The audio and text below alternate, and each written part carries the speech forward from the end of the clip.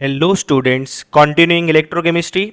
आज के इस लेक्चर में हम बात करने वाले हैं न्यूमेरिकल प्रॉब्लम ऑन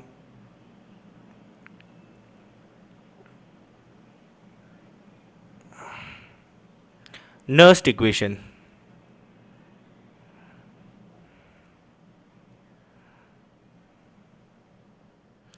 तो जैसे आपके पास क्वेश्चन है, calculate the electrode potential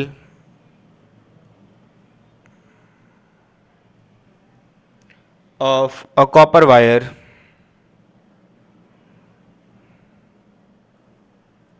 dipped in 0.1 molar copper sulfate solution at 25 degree Celsius. Standard cell potential of copper, standard electrode potential of copper is 0.34 volt. ठीक है, अब यहाँ पर आप देख सकते हैं कि आपको कंसंट्रेशन 0.1 दी गई है, जो कि स्टैंडर्ड नहीं है, नॉन स्टैंडर्ड है। तो यहाँ पर जो पोटेंशियल निकलने वाला है वो कौन सा निकलने वाला है? नॉन स्टैंडर्ड सेल पोटेंशियल निकलने वाला है। अब सिर्फ हाफ सेल की बात हो रही है, सिर्फ कॉपर वायर को डिप किया गया है। तो ये आपके पास एक सॉल्यूशन है और इसमें कॉपर वायर को डिप किया गया है। किस में डिप किया गया है? एक सॉल्यूशन है कॉपर सल्फेट का, जिसकी कंसंट्रेशन क्या है? 0.1 मोलर। ठीक है, अब यहाँ पर आपको कैसे पता लगेगा कि ये कौन सा पोटेंशियल दिया हुआ है, रिडक्शन दिया हुआ है या ऑक्सीडेशन? अगर क्वेश्चन में नहीं मेंशन है कि वो क्या है, तो वो हमेशा रिडक्शन ही होगा। स्टैंडर्ड इलेक्ट्रोड पोटेंशियल का मतलब ये आपको रिडक्शन पोटेंशियल ही दिया हुआ है। तो ठीक है, आप रिडक्शन रिएक्शन लिख लें। तो कॉपर 2 इलेक्ट्रॉन गेन करेंगे और कॉपर फॉर्म करेंगे। कॉपर एक्वस फॉर्म में है और कॉपर आयन की कंसेंट्रेशन क्या होगी? 0.1 मोलर। तो क्या फॉर्मूला होता है Nernst equation? E cell equals to e naught, reduction लेंगे यहाँ पे हम, क्योंकि ये रिडक्शन रिएक्शन लिखी है हमने, रिडक्शन हो रही है कॉपर की, माइनस 0.059 ओवर एन। एन कितना है? 2 है। लॉग ऑफ प्योर मेटल की कंसंट्रेशन, एक्टिव मास 1 होता है, upon concentration of reactant side. Values put कर दें यहाँ पे। तो e cell equals to e not cell कितना दिया हुआ है हमें? 0.34 minus 0.059 over n, log of 1 upon concentration of copper ion that is 0.1। Decimal down करेंगे ऊपर 10 हो जाएगा। लॉग 10 कितना होता है? 1। 2 1 जा 0.0295, माइनस कर लेंगे इसको 0.34 में से, 0.0295 को। लॉग 10 1 ही होता है, माइनस करके यू विल गेट 0.31045 वोल्ट। तो ये आपका नॉन स्टैंडर्ड रिडक्शन पोटेंशियल आ चुका है कॉपर का, when the concentration of copper sulphate is 0.1 molar.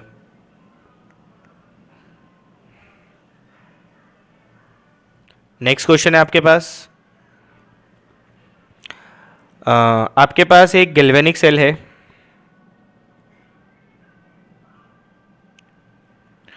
A galvanic cell consists of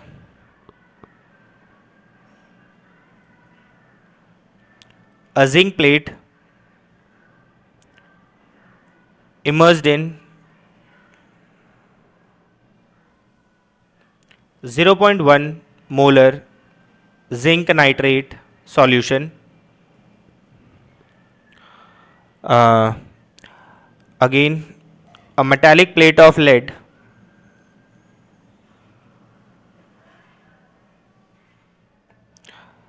in 0.02 molar of lead nitrate. Calculate EMF of cell. Cell potential को ही EMF कहा जाता है, यानी कि आपको सेल पोटेंशियल कैलकुलेट करना है। उसके बाद आपसे कहा जा रहा है write down the cell reaction.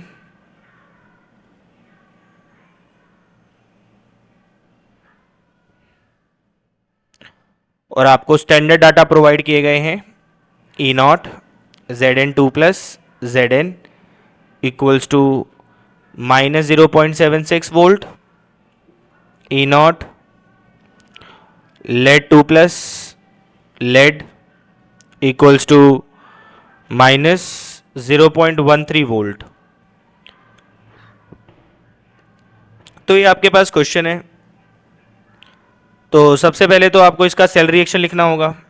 तो देखें यहाँ पे कौन सी रिडक्शन पोटेंशियल की वैल्यू बड़ी है, तो ये वैल्यू बड़ी है, तो मतलब ये आपका कैथोड है, और कैथोड पर क्या होती है रिडक्शन, मतलब ये रिड्यूस होने वाला है। तो ये क्या होगा ऑक्सीडाइज, और ये रहेगा आपका एनोड पर, यानी कि जो आपका जिंक है वो Zn2 प्लस बनाएगा और 2 इलेक्ट्रॉन रिलीज करेगा। और जिंक आयन की कंसेंट्रेशन कितनी है, जिंक आयन की कंसेंट्रेशन है 0.1 मोलर। ये तो सॉलिड है आपका ये रिड्यूस होने वाला है, तो लेड 2 प्लस 2 इलेक्ट्रॉन गेन कर कर लेड बनाएंगे। लेड 2 प्लस की कंसेंट्रेशन क्या है आपके पास 0.02 मोलर, और ये आपका सॉलिड है। इनको ऐड कर ले तो आपके पास ओवरऑल सेल रिएक्शन आ जाएगा।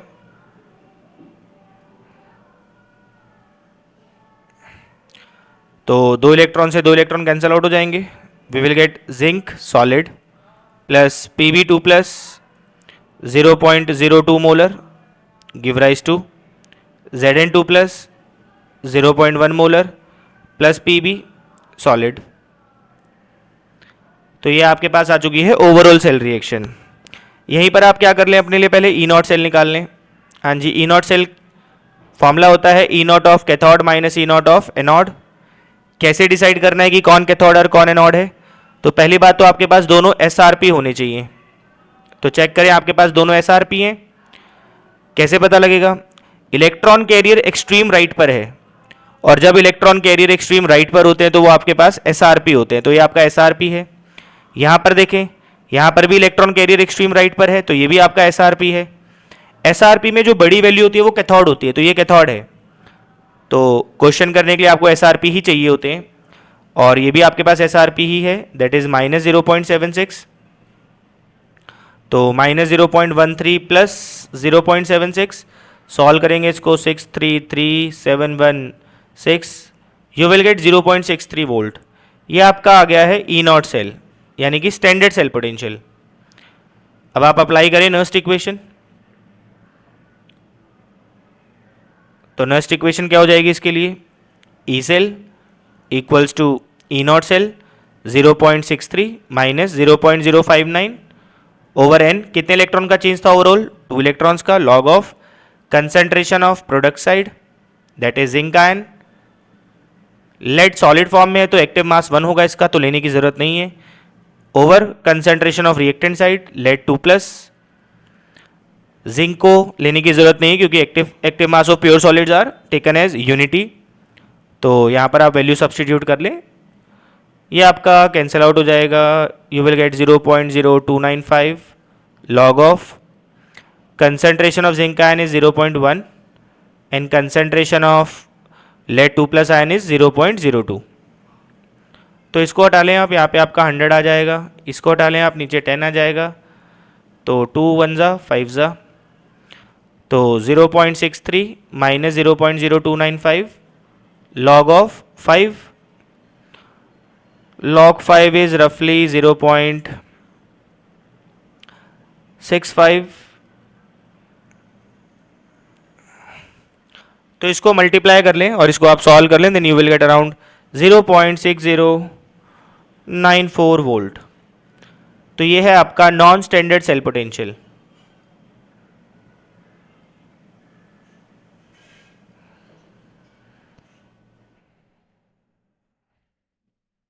नेक्स्ट क्वेश्चन है आपके पास, आपको दिया गया है कैलकुलेट द पोटेंशियल, यानी कि ईएमएफ ऑफ सेल निकालना है आपको।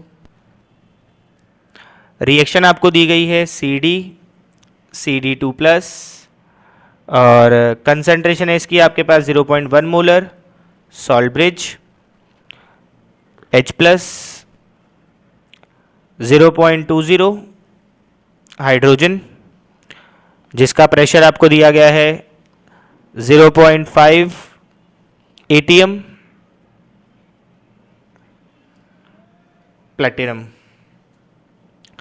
और E0 आपको दिया गया है कैडमियम का, cadmium 2+ cadmium equals to -0.403 volt. This is all about you have. तो सबसे पहले तो आपको यहाँ पे एक सेल रिएक्शन लिखना होगा. ये आपको सेल रिप्रेजेंटेशन दिया हुआ है. तो ये है आपका ऑक्सीडेशन हाफ. क्या होगा यहाँ पे? CD2+ फॉर्म कर रहा है और 2 इलेक्ट्रॉन रिलीज करेगा. इसकी कंसंट्रेशन है 0.1 मोलर. और यहाँ पर आपका H+, जिसकी कंसंट्रेशन है 0.2, ये 2 इलेक्ट्रॉन गेन करेगा. 2H+ will gain 2 electron and form H2. इसका पार्शियल प्रेशर आपको दिया गया है 0.5 ATM. ऐड कर लें इसको तो you will get overall cell reaction. 2 electron से 2 इलेक्ट्रॉन कैंसिल आउट हो जाएगा. You will get cadmium solid 2H+, जिसकी कंसंट्रेशन है 0.2 molar, give rise to CD2+, 0.1 molar plus H2, जिसका पार्शियल प्रेशर है 0.5 ATM.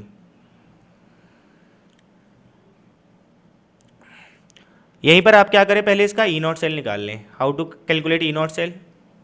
अब आपको हाइड्रोजन का पोटेंशियल तो नहीं दिया गया, तो आप जानते हैं हाइड्रोजन रेफरेंस इलेक्ट्रोड थी हाइड्रोजन, और हाइड्रोजन का सेल पोटेंशियल कितना माना गया था? 0. अब इन दोनों में से कौन सी वैल्यू बड़ी है? पहली बात तो दोनों SRP होने चाहिए. कैसे पता लगता है कि दोनों SRP हैं? इलेक्ट्रॉन कैरियर एक्सट्रीम राइट पर है तो ये SRP है. इलेक्ट्रॉन कैरियर एक्सट्रीम राइट पर है तो ये भी SRP है. ठीक है. SRP में जो बड़ी वैल्यू होती है वो कैथोड है, तो ये बड़ी वैल्यू है, और ये छोटी वैल्यू है तो ये एनोड है. क्या फॉर्मूला होता है E0 सेल का? SRP of cathode minus SRP of anode. Cathode का SRP कितना है आपके पास? 0 माइनस एनोड का SRP कितना है आपके पास? -0.403. तो you will get 0.403 volt. This is your E0 cell. अब आप लिखिए अपनी नर्स्ट इक्वेशन. E cell equals to E0 cell -0.059 over n log of concentration of product side. तो कैडमियम आयन आपका एक्वस फॉर्म में था, उसकी कंसंट्रेशन लेंगे, और हाइड्रोजन आपके पास गैसियस फॉर्म में है, और गैसियस का क्या लिया जाएगा? Partial pressure, pressure of hydrogen over pure solid है कैडमियम, तो इसका प्रेशर, इसका एक्टिव मास 1 होगा तो इसको लेने की ज़रूरत नहीं है. ये आपका एक्वस फॉर्म में है. Concentration of reactant side stoichiometric coefficient power में. तो ये आपके पास आ चुकी है आपकी नर्स्ट इक्वेशन. तो यहाँ पर अब हम वैल्यूज़ को सब्स्टिट्यूट करेंगे. Then we will get E cell equals to E0 cell कितना आया था हमारे पास? 0.403 माइनस 0.059. इलेक्ट्रॉन चेंज 2 का है, लॉग ऑफ कैडमियम आयन की कंसंट्रेशन है हमारे पास 0.1, पार्शियल प्रेशर है 0.5 ओवर कंसंट्रेशन ऑफ H+ है हमारे पास 0.2, इसका होल स्क्वायर. तो इसको आप सॉल्व कर लें.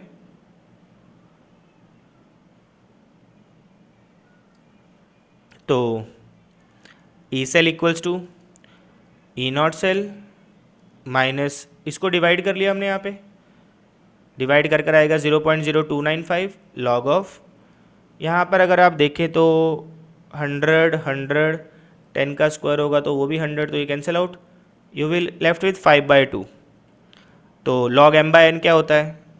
हो जाएगा log m minus log n.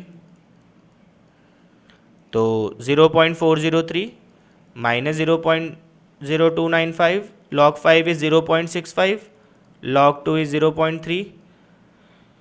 Minus कर लें इसको तो 0.0295 इंटू 0.35, इसको मल्टीप्लाई कर अगर आप सॉल्व करेंगे then you will get approximately 0.400 volt. तो ये है आपका non-standard cell potential. This is how we calculate cell potential.